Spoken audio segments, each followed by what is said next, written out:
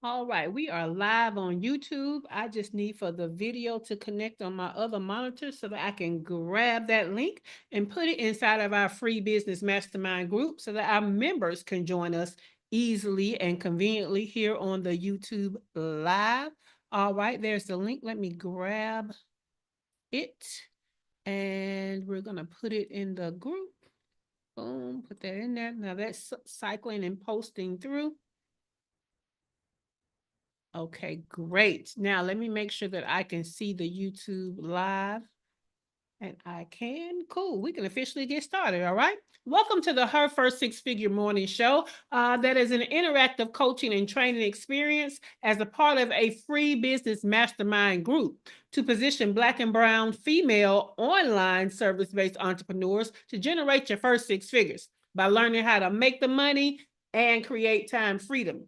This week's blog is at shaycannon.com/offer KPIs. That's shaycannon.com/offer KPIs. I'm dropping that on in the YouTube live chat because what we're talking about this week is operational KPIs to optimize your offer for six-figure growth. All right.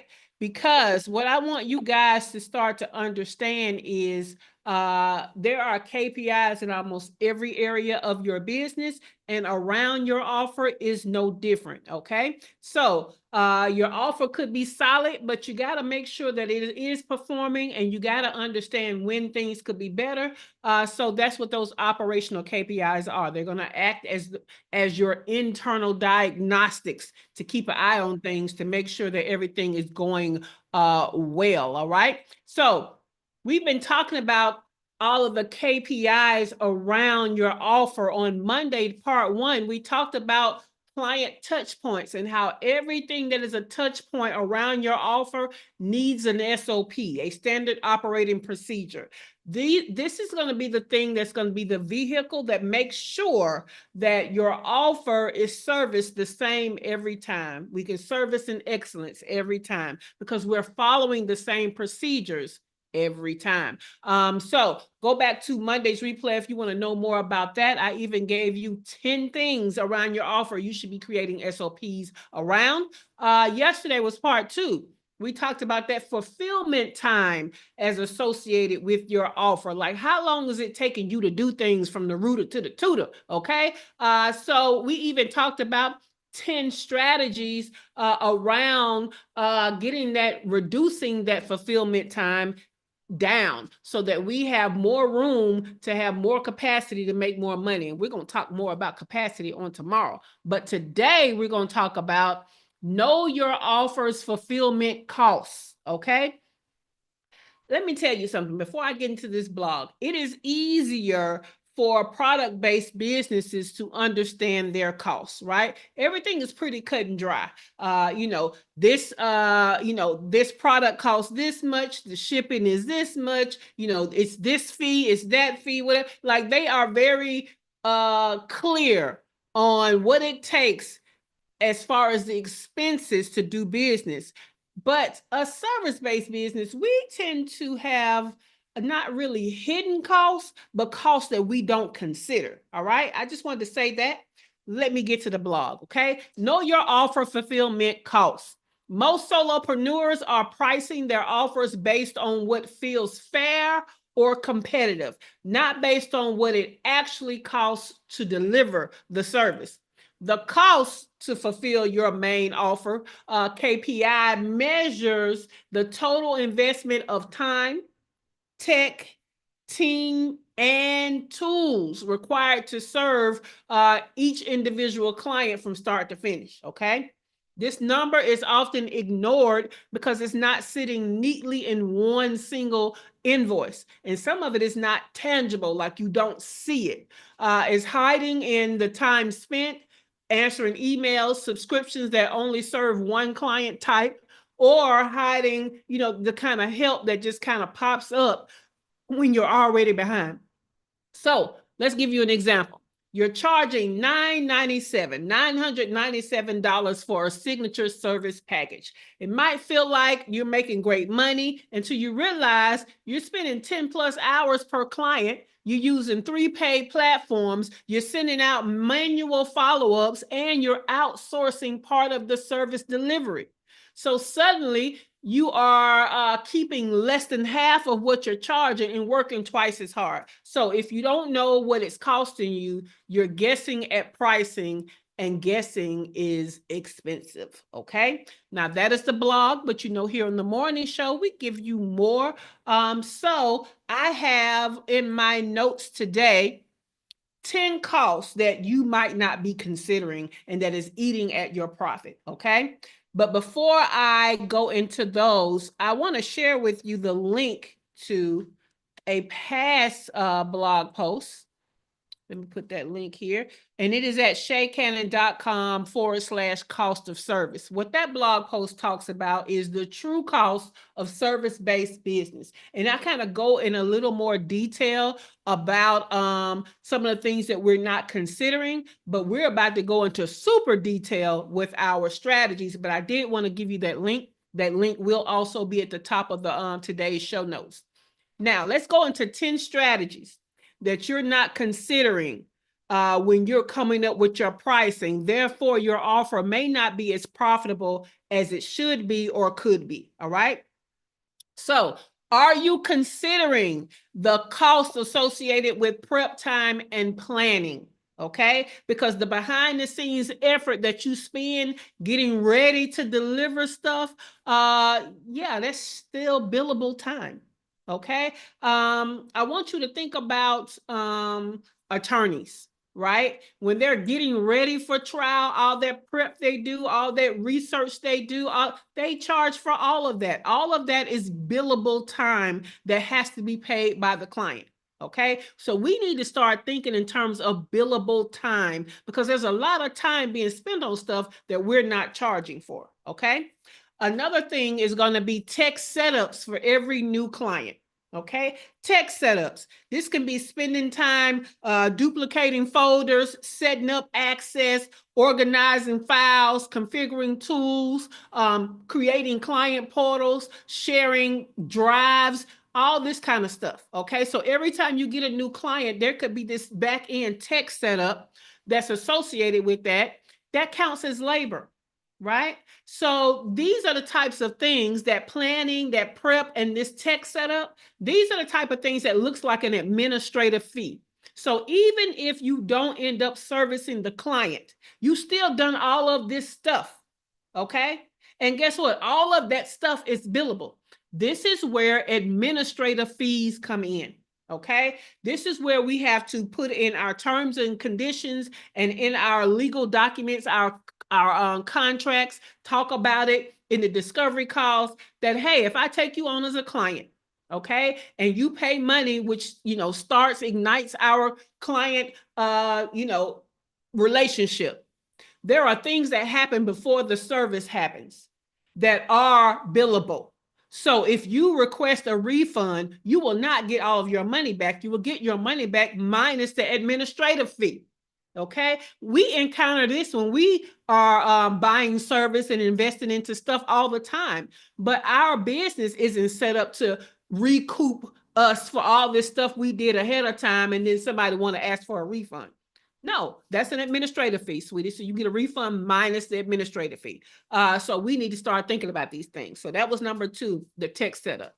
Number 3, manual client communication. Okay, this could be custom emails, scheduling replies, updating messages, answering every time they call or email you, things that aren't systematized as part of the service. All of that steals time from you. And again, if we go back to the legal field, baby, every phone call, all of that is coming out of your retainer fee.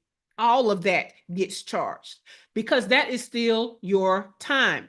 Now, my clients love to try their best to get around paying for a meeting, okay, by emailing me something or sending voice notes. But baby, let me tell you, I look at the time of how long it takes me to read it, listen to it, all of that. And all of that has to come out of the time that you're allotted every month, because I am still working on your stuff. So it's not my fault that some clients, right, they get to be a little touchy or scared or whatever, or over communicative, right? All of that stuff still counts, y'all. So if you have a retainer client, or even you're working on a project, you have your communication set up. If they're over communicating, there has to be a charge for that. All right. Now let's go to number 4. Tool subscriptions used for your clients, whether it's only a subset of your clients or it's all of your clients. Some of y'all are not taking into account what you're paying for that makes you servicing the client easier. Okay, that's not just a business expense that you pay for. That has to still show up in what you're billing them for. Okay, so this could be paying for platforms or apps, or using one specific type of thing for one specific offer. Whatever it is that you had to subscribe to should be reflected.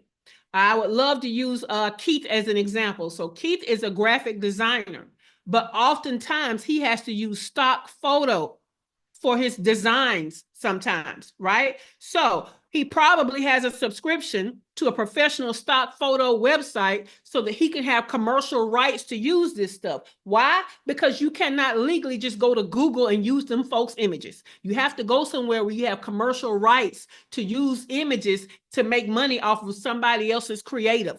Right? So he probably has a subscription to a professional stock photo platform that should be charged when he has to use that stuff. Okay, so keep that in mind. Number 5, unbilled support. I need y'all to understand that when they keep asking for help, when they keep giving feedback, when they keep trying to get you on the phone or call a meeting and all of that kind of stuff, that has to count towards expenses that they need to be paying. Okay, because that's still your time, and time is literally money when we are service providers. So unbilled support, taking that call, it's not just, we not in business to do favors. And some of us are out here giving away the money that could have us already at 6 figures, because we're just supporting and not billing. All right. Number 6, training yourself on tech and tools.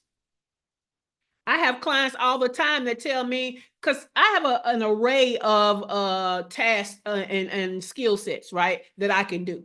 But I let people know, hey, this is the tech that I can do it on. Do I know how to do email marketing? I do, but I do it on ActiveCampaign. I can do it on, okay. Oh, you have a Shopify site, and Shopify is best paired with Klaviyo for email marketing. That's great, but I don't know Klaviyo, and I'm not going to learn Klaviyo on my own time and dime.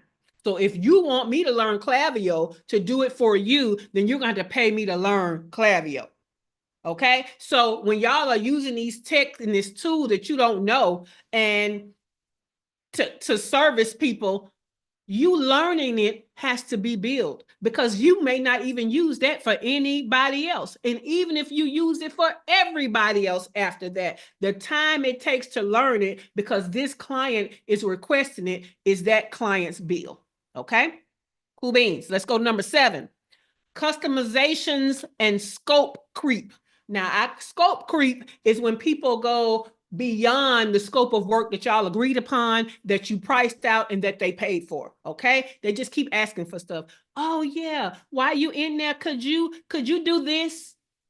Why you doing that? You know what else I need? I need this. Baby, that's not in your scope of work. That's not what you paid for. And guess what? That's going to be additional. Not only is it going to be, would it be an additional price, you have the right to say, hey, I'm going to focus on the project that we scoped out first. Anything extra we can talk about at the end. Okay? Because what will tend to happen is, whether they're willing to pay for it or not, when it gets in the way of what they've already paid you for, they start looking at you crazy, even though they threw it in, and that's throwing the timeline of everything off. Focus on what the original deal was, the original scope of work was, and worry about the rest of that stuff after.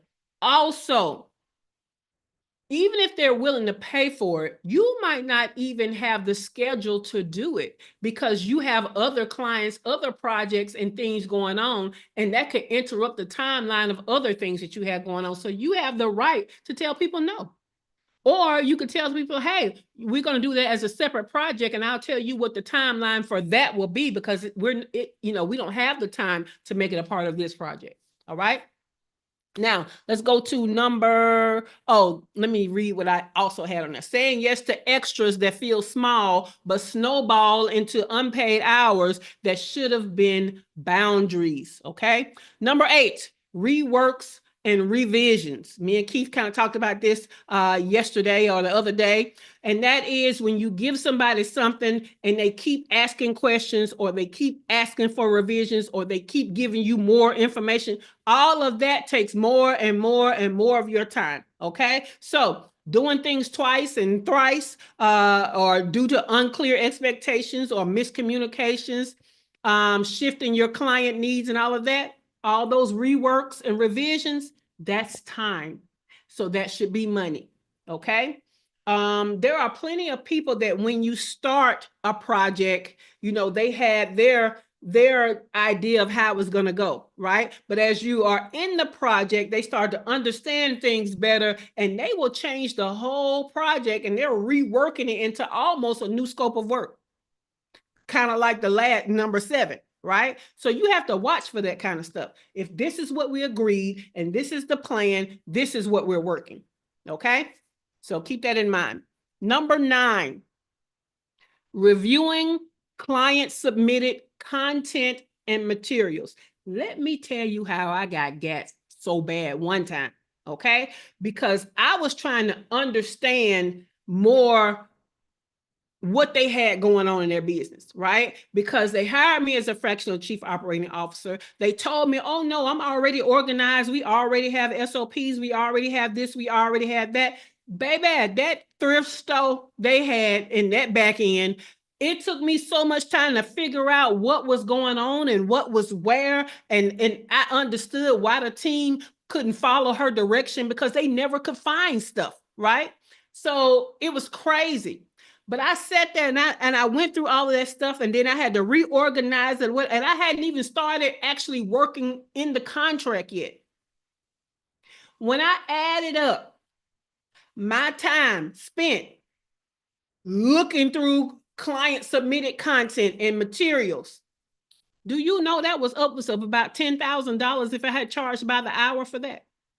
I was out $10,000 worth of work because I didn't realize how much I'm over here trying to understand this bull crap that was not as organized as they said, when I really should have just said, you know what, I'm just going to start the contract and you just going to have to give me what because no, right? So I learned a valuable lesson. So you too, people swear that they can diagnose their own problem to be serviced. And in their head, it's not as bad as everybody else's. And then you get in there and you understand, I wish if we had started from scratch, it would have took less time than going through all of this disorganized bull crap and then trying to make it something and then start. So please be aware of that. So reviewing client submitted content and materials can take a lot of time. So make sure that you're charging for that, okay? Last but not least is number 10, delay client response time. Woo, let me tell you something. That could cost you money. These projects that go on and on because the people aren't replying. I know Keith has to deal with that, right? Let me see who else could possibly. Dr. LaFera might have to deal with that in some of her one-on-one coaching. But a lot of people have to deal with that when you're doing something that the client giving you feedback is a part of the service. Like you have to know what's going on to move forward. You have to know what's going on with the client or what their opinion is to even get approval to move to the next step. Baby, this is why I love contracts that let you know that, hey, not only are you only going to get 2 revisions, okay, but your response time is going to be 48 hours during the regular time. And as we're winding down, you got 24 hours. And guess what? If you don't give me your feet, I'm going to choose for you. So that kind of stuff goes in the contract. Because people will hold you up. They over here waiting on something unrelated that they think would be important, or they're waiting to hear somebody else's opinion to bring it back to you that might change the whole scope. No. Hey, focus. Answer this question. Get back with me timely. So projects sitting idle because you're waiting on assets or feedback or decisions that hold up the delivery and the momentum. This can impact your capacity. This can impact your opportunity to make more money, okay? Because time is money. And God forbid you're paying teams to work on projects. That gets ugly. That expense gets crazy, all right? So the question today is, which of these costs have you not considered in the past that you will stop from eating into your profit margins in the future is the question. Let me throw that in here. We're going to start with Dr. LaFera. Let me put the question over here on YouTube. But I'm going to go through the 10 without all the extras. Chantilly is over here on YouTube. Good morning, Chantilly.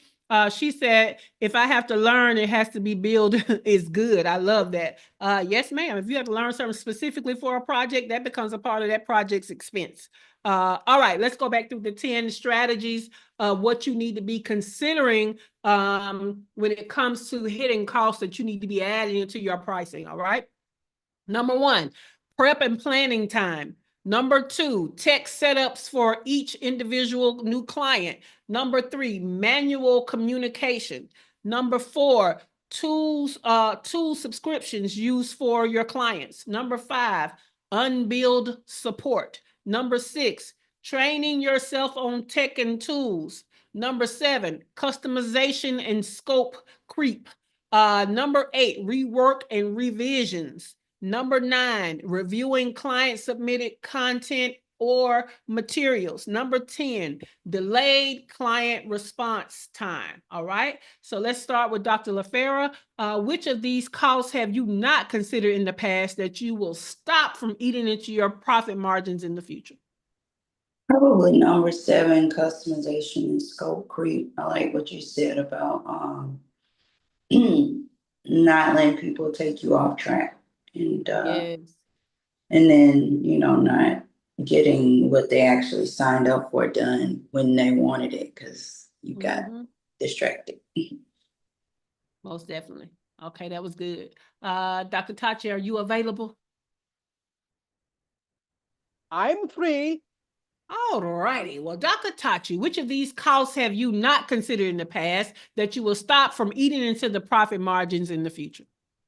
First of all, let me just say this entire thing was good because these are things that we don't think about. I didn't always think about. And I know you said which one, but I think 4, 5, and 6. So tool subscriptions, because I use tools all the time, whether it's StreamYard, whether it's Adobe or whatever, and I don't always take that into account when I'm doing things. Because when you go to get an MRI, I'll be damned if they don't charge you for the cost of that MRI machine, and they've paid for it several times over. So we have to start to think like medical professionals who will charge the sun, the moon, and the stars for the equipment that they use, even if it's already paid for. So, yes.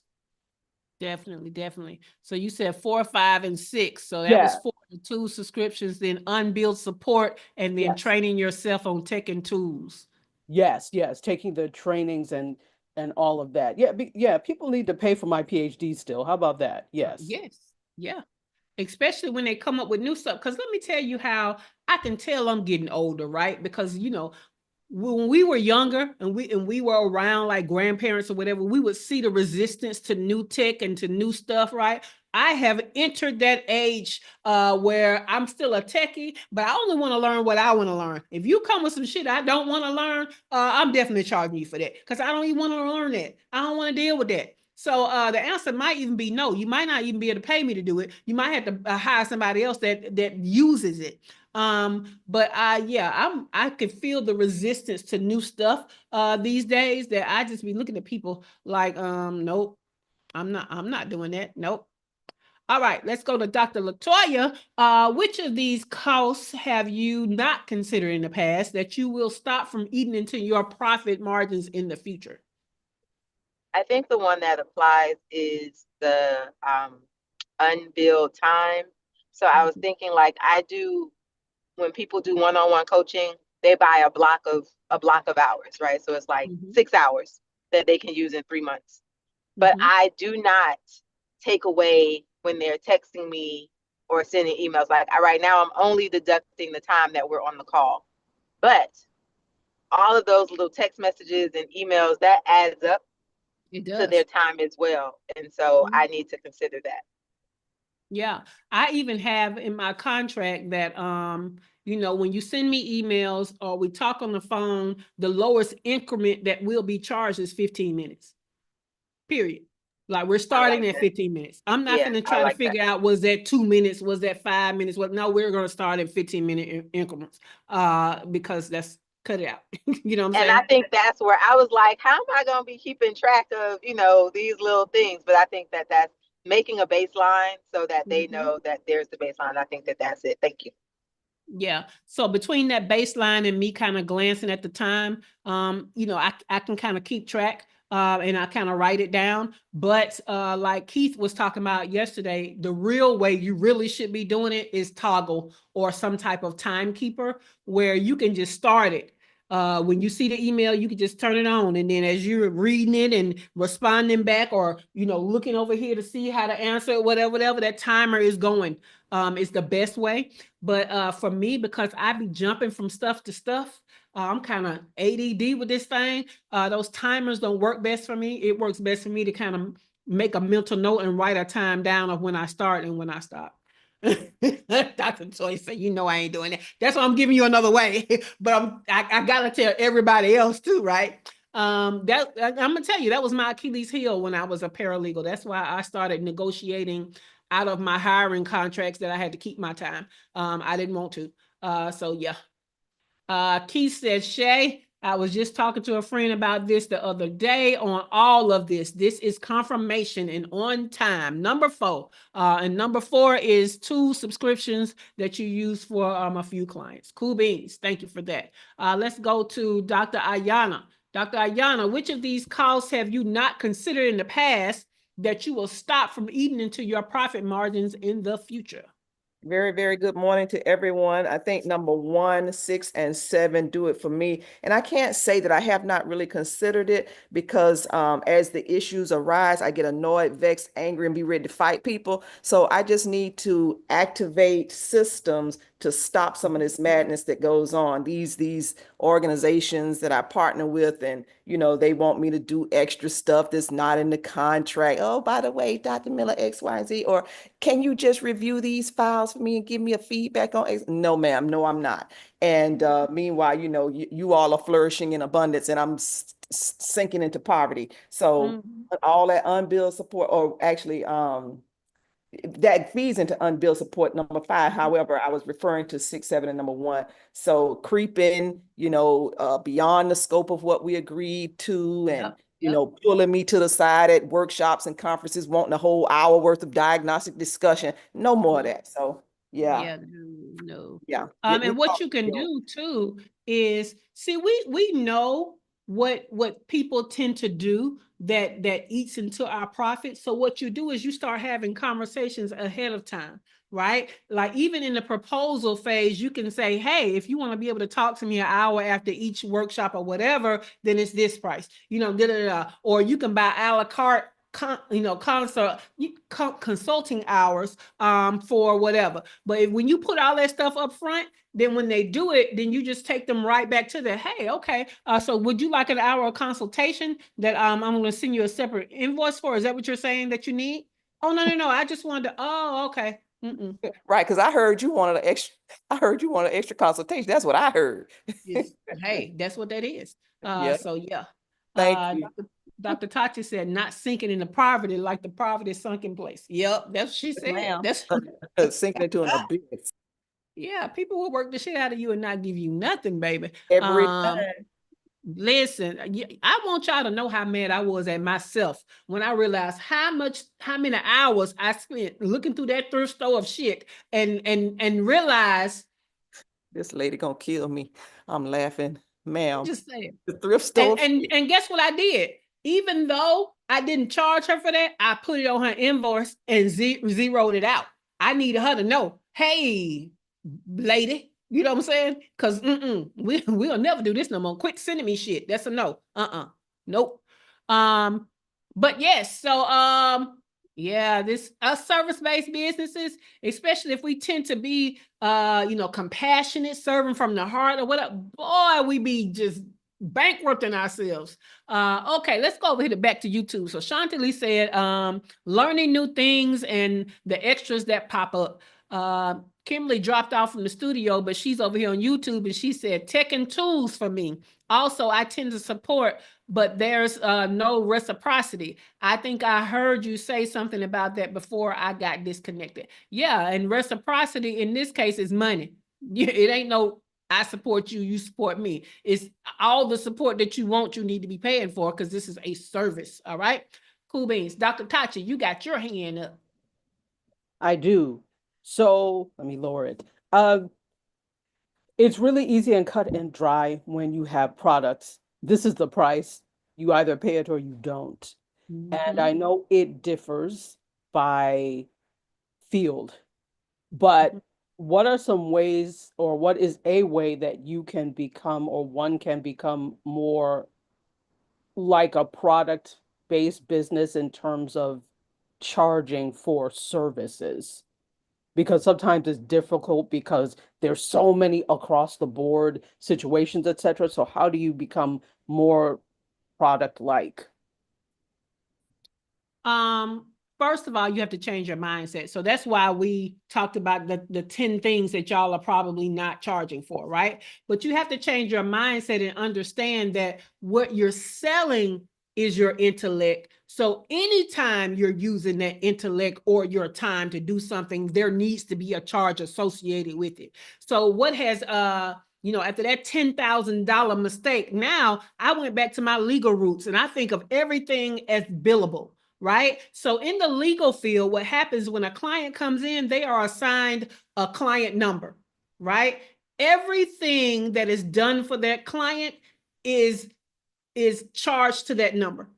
I don't care if we went and got coffee for you. I don't care if it's a deposition. I don't care if it's going to find files and researching the file. Everything is charged to that number. So nobody will do anything. You can't put anything in the computer or access anything without using that number. Even the tech. So we would use things like LexisNexis to do, legal research where you couldn't even log into it to use it without entering a client number, right? So we just have to change the way that we think in that anything you ask, I need to be charging it to your client number, even if they don't have a number, right? But in your head, you have to understand that anything you're doing for this client, there should be a timer running somewhere or a mental note of the time it's taking you because they need to then be charged. Does that make sense, Dr. Tachi? That's a brilliant analogy and brilliant way of putting it. That's really, really good. Yeah. And so, that's why you need to have your package, but you also need to make available or at least let them know about a la carte services and also, even some per hour charges. And I love to have those conversations up front so that when I bring them up later, when they're coming to me, it doesn't seem like I'm nickel and diming them. No, we have this conversation up front. No, that was actually on your proposal, that if we go beyond your hours, it'll be this. I even do time and a half with my retainer clients because they bought a certain package of hours from me and they be trying to buy the lowest amount and then add on. Well, guess what? That ain't even the same rate of pay. So you need to get the proper package or I'm going to charge you time and a half of the hours past your package hours. They be looking crazy. But no, I feel like us service providers, I be feeling like almost everything they do would be like, that's where they get you. Or as Dr. Ayana said, you know, sinking into poverty. That's why we be around here talking some, where's my abundance? You giving it away. That's where it is. So yeah, we just have to think differently. Everything people are doing that takes your expertise. Yeah. Yeah. I had a client ask me the other day, I'm about to sunset that relationship, and that client asked me, do you feel like that you did a lot of heavy lifting for this business? Yep. And I don't know how you're going to replace it, but that's also not my problem, because my brain went into a lot of that, and you can't replace what I was doing with cheap VAs. But, you know, go ahead and try. So, yeah, we have to remember that as service providers, coaches, whatever, that stuff is coming from our brain. And so they're not really paying for the hour as it is. They're paying for your years of experience and the use of your expertise to do it. And we're already underpricing from the get-go with that. But with all the extra little things, yeah, that's why we're over here tired without enough money. So yeah, you got to change the way you think about stuff. Well, we talked about all this week, we're talking about operational KPIs and optimizing the things around the offer so that we make it to our 6-figure growth. We talked about SOPs around all of the touch points of the around the offer, because that saves us time and allows us to make more money. Fulfillment. We talked about the time it takes us to fulfill the full offer from start to finish. And then today we talked about the actual cost of fulfillment. Dr. Yana said, I just got mad just thinking about this. I'm mad all over again. Yep. Me too. I'm gonna get off of here and think about that $10,000 yet again. But does anybody have any questions about what we've talked about so far this week? And are you understanding? Are you having these light bulb moments about what your worth is, what your pricing should be, and some of the things that may be stopping you from getting to your first 6 figures that you weren't thinking of? Because tomorrow we're going to actually talk about tracking capacity to make more money. But anybody have any questions, value adds, or aha moments so far this week? I would like to add. Sorry, go ahead. I have a question. So Okay. so when I have one-on-one sessions, I tell people you have 24 hours. You know, if anything comes up, you're reflecting, you have questions, you have 24 hours to send me an email and I'll respond to you in the email. But oftentimes I still get people like weeks later, like, I don't know, they just be past the 24 hours. And I say, you know, sorry, I don't retain that information. I literally don't. Once our session is done, I don't know what we talked about. Exactly. But I'm trying to figure out, now that you're saying this, like, where's a clearer or a better way for me to communicate that? Because I'm thinking now that I'm saying it, they might just not be hearing it in the moment, you know, like, so, but they not be feeling mean when I don't have a response to them later. Yeah. So this is where we bring that up when they first come in as a part of the onboarding. We bring that up in the last session. We bring that up in the email that is the closing out. You see what I'm saying? Like, it needs to be said multiple times. It needs to be bold and yellow highlight. You know what I'm saying? Because at the end of the day, like, that's actually an additional fee. You know what I'm saying?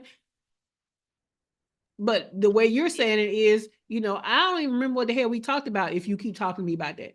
And I get it, because half the time I don't either. And people talk to me because, you know, we're human. And when, as humans, we only are thinking about our relationship with that person. We're not thinking about, oh, that person has several people they have those. They're not just retaining my stuff. I'm not as special as I think I am.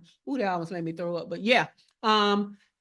Y'all are special. I'm special, but ain't nobody remembering all that shit. But sometimes when people are talking to me, I do have the benefit of being able to pull up their roadmap, like the last one, to see, because I be having feelings. And, you know, Dr. Tachi has been there before. Heather has been there before. Shawana Kennedy has been there before. They'll say something and I'll be like, I know I put that in your roadmap. I do believe. I don't remember, but because it was a roadmap, I can pull it up and look and be like, yeah, there you go, on page 40. You know what I'm saying? But if I did the type of sessions to where there was no roadmap and all they got was what is in the session, ain't no way I remember that stuff. No way at all. So I get it. I definitely do. All right. Who's the other person that had a question? Was it Dr. Tachi? Yeah, no, I was just going to make a comment in terms of what you said in terms of the worth, etc., is also deciding what you, and you said this, also deciding what you don't want to do. Just because you can do it doesn't mean that you want to do it or should do it. So, and I've said this before, what I do is it's mental, but it can also be very physical. I'm not dragging equipment outside of this house because I don't want to do it except for like one person anymore. But if you want me to drag equipment, lights, and cameras outside of this house, you'll pay dearly. So I already don't really want to do it just because it's physical and it's schlepping stuff all over the place. But if I do it, you will pay for it. So it's also deciding what you don't want to do. Definitely. There are some stuff that you're going to want to price them out of, so that if you do have to end up doing it, like it's worth it monetarily. And then there's some stuff that they couldn't pay me enough money to do. In fact, what I'm going to do is share with you my proposal. I haven't sent one of these out in so long. But in my proposal for fractional chief operating officer services, right? I give them clarity on what my role is, right? I'm supposed to be a high level person. You're supposed to have a team. Now, do I get dragged down into executing and doing other stuff? I do, but I want to try to avoid that, right? So I let you know, hey, for clarity, this is what I'm supposed to do, okay? And then I tell them, hey, I am aware that I have these skills, okay? And then, let's see. I usually have only a section of what you don't get, and I might have scrolled past it. But then I come back and I clarify, like, these are the things that I do. So that when they try to go outside of that, I can push you back to that. And then everything that's here is also reflected in the contract. So I just don't, trying to see. Oh, that's the personal recommendation for the scope of work. Let me see.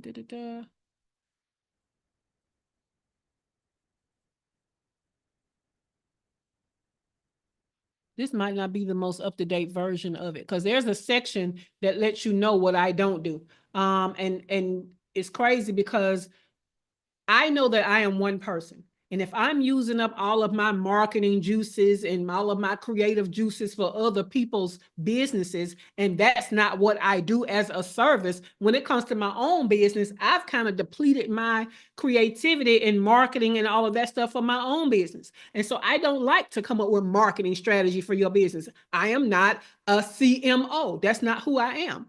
And so what starts to happen, and the reason why I'm coming away from chief operating officer services is the businesses that I'm working through in the climate that it is, I end up having to execute a lot of stuff to kind of keep the business doors open. That's not what I do. If you can't keep your business open, that means that there's no operations for me to run. But it's not my job to do business development under being your COO. You're supposed to do business development or pay somebody else to do that. And as you have business, I run the operations of your business. And again, that's about your resources, right? So I help you get resources as far as team and tech and whatever. I give you recommendations. I manage those resources. I monitor those resources and I maximize those resources. But what I don't do is help you make money. That's not my job. So a lot of people, they don't listen. Their business tends to not be profitable. I am the highest paid person on everybody's team because I'm the right hand. But baby, no. You know what I'm saying? Like when I get down to I got to help you make money, like this my business, I'm not gonna be able to do that one. So yeah, that's a no for me. What y'all talk about in these chats underwater? Yeah, that's hilarious. Anybody else with a question, a value add, or aha moment? All righty. So today is another one of those days where you're going to want these show notes. This morning show is a huge part of the value you get as a part of the free business mastermind. And there's only 2 ways you can get it. And I'm going to tell you those 2 ways in a moment because Dr. LaFera has a question. What you got going on, Dr. LaFera? It wasn't really a question. It was just like I guess I like what you said about putting what don't do. Because for me, I can see and I have seen people, that I do stuff. Okay, there you go. There you go. We hear you. Oh, you didn't hear what I said at the beginning? Nope, I didn't. Oh, okay. I said, well, when you said you have a section about what you don't do, I like that because, like, me working with people, they may assume and they have assumed that because I'm a doctor, I'm going to do certain things for them that, I'm not getting paid for. And so I'm going to put that that's in not there. a part of that package. Yeah. Mhm. It's going to save me a lot of headache in the future to do that. Most definitely. And like I said, I like to bring it up in different ways. Like when we're having a discovery call, when I give them the recommendation of the service, you know what I'm saying? Of course, I'm going to recommend a more comprehensive service that includes more of what they need. But people like to only pay for what they think they can get away with to try to get transformation. And that's fine. But I'm going to remind you, you're leaving out all of this stuff. So we're not going to creep that back in for this lower price. So that's the conversation in the discovery call. After the discovery call, I send the proposal. It shows up in the proposal. Hey, this is what you said you wanted to do. That does not include this, this, and this. You know what I'm saying? And then as we're going along the way and I'm servicing, I let them know, hey, you paying for this. That would be extra. And that is not even available at this time. It's most of the time what's probably going to be said because it's not. But yeah, so I find that it's best to go all different ways of saying it and having it appear in writing, verbally, all of it, multiple times. So yes. All right. Kimberly over here on YouTube said, you'd be surprised how people try to nickel and dime you on your products, especially at vendor events. Yeah, most definitely. Or come back and try to get. So let me tell y'all something. Just like with products and y'all give out samples, the samples are for you to try the product and make a decision to buy the product. The samples is not for you to get enough samples so that you don't have to buy the product. So I'm gonna give your ass one sample, okay? That's the same thing with the discovery calls. I want y'all to stop having multiple discovery calls with the same people. You get one discovery call. We didn't already discovered. I'm not talking to you again for free. I'm giving you all the information. That's why I follow up discovery calls with an email. I gave you all the information that you need. Most likely, most people do not need a second and third discovery call. So stop letting people say they want to get on the phone and talk about stuff. We've talked about it. You know what's available. Make a choice. You know what I'm saying? You either buying into it or you're not. And so that's especially true for y'all to be around here giving away free strategies and stuff on the calls. All they're trying to do is nickel and dime more strategies out of you. So yeah, cut it out. And that's a no for me. I will send an email and I will cancel somebody's discovery call and send them an email if they've already had one. And as a reminder, this was the proposal sent to you. I'm not gonna, if you got questions about the proposal, you can email, but we've already had the call. You're not gonna keep taking up my time. That's a no. So I need y'all to keep all of that in mind. All right, you need these show notes. There's only 2 ways you can get them. Number 1, you have to be in our free business mastermind group and they live in the files section. Number 2, you can get the notes and the entire morning show in your email inbox by going to shaycannon.com/show. You'll get 2 emails every broadcast day, 1 in the morning to remind you to hop on the YouTube live and 1 in the afternoon with the link to the replay and a link to the show notes. All right. Also, don't forget that all access to show notes do expire. I have not decided how long or whatever, but what I'm going to tell you is when you get the email or when you're in the group, go ahead and download that stuff when you're thinking about it, okay? Tomorrow is Collab Live.